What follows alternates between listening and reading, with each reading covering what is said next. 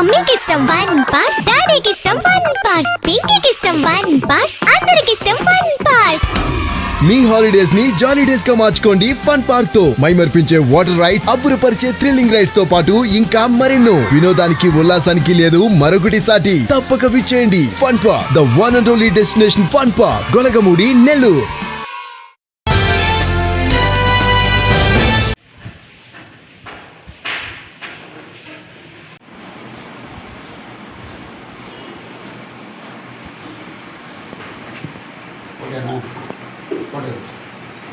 అన్నింటినీ భరించాము.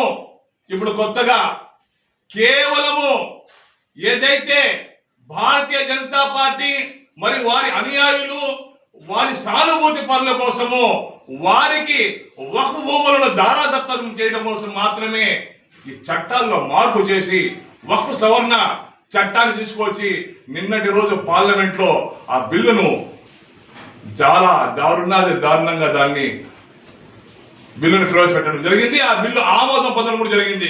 భారతదేశంలో 3వ స్థానంలో ఉంది. ఏది అత్యధిక వక్ఫ్ భూములు కలిగినటువంటిది. వక్ఫ్ అంటే కేవలము వక్ఫ్ అంటే 2 అక్షరాలు కాదు.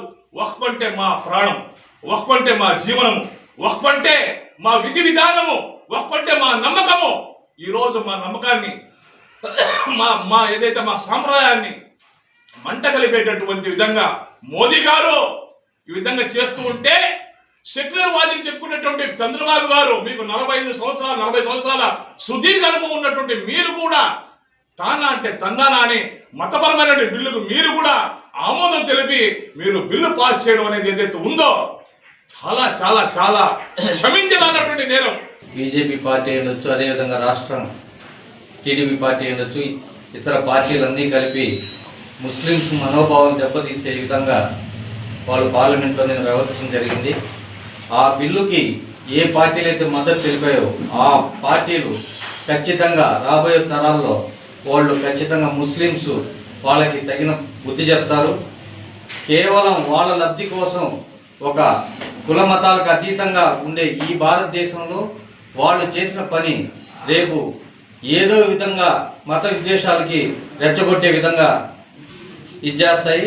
అది మంచి పద్ధతి కాదు. ఈరోజు రాష్ట్ర వ్యాప్తంగా ముస్లిం మైనార్టీలు టీడీపీలో ఎంతమంది ఉన్నారో వాళ్ళందరూ కూడా వాళ్ళ ఆత్మ పరిశీలన చేసుకోవాల్సిన పరిస్థితి ఖచ్చితంగా ఉంది. వాళ్ళ విజ్ఞతకి వదిలేస్తున్నాము. ఇంకా ఆపై వాళ్ళ ఇష్టం.